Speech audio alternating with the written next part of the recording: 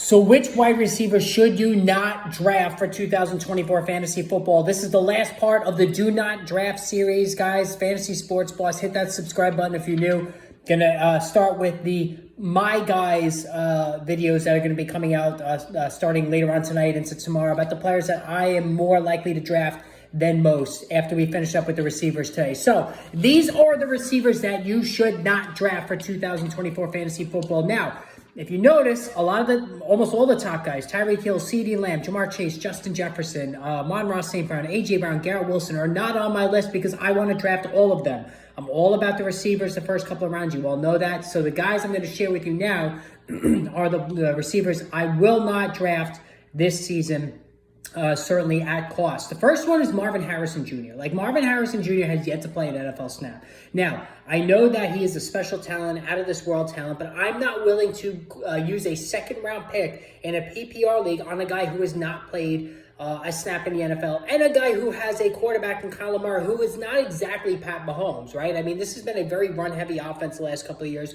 I know that they're changing things on the fly now with Trey McBride as well. They're going to open up the passing game, but still, I want to see Marvin Harrison Jr. do it before I'm willing to invest a second-round pick on the guy. All right, second on the list, Davante Adams. Now, Gardner Minshew at quarterback is a good thing. I think this is certainly much better than Aiden O'Connell. But again, this is a run-heavy offense. Antonio Pierce has made no secret of the fact that he wants to run it again. They have Brock Bowers there. They have Jacoby Myers there. So they have other weapons. So I don't think Davante Adams, just on sheer target volume alone, is going to get numbers to justify his late second round ADP. Chris Olave, and this pains me because I really love Chris Olave as a player. I think he's a phenomenal talent. He's a first-round talent if he had a decent quarterback, but he doesn't. He's got a quarterback in Derek Carr who no longer can throw the deep ball.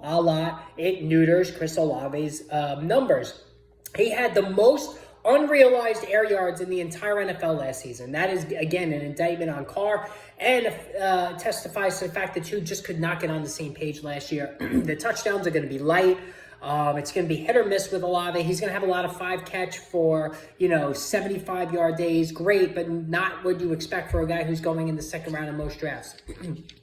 All right, Stephon Diggs. Give me Nico Collins. Hell, give me Tank Dell over Stephon Diggs. Stephon Diggs, bad attitude. He declined the second half of the season last year. I'd much rather have those other two guys in that offense.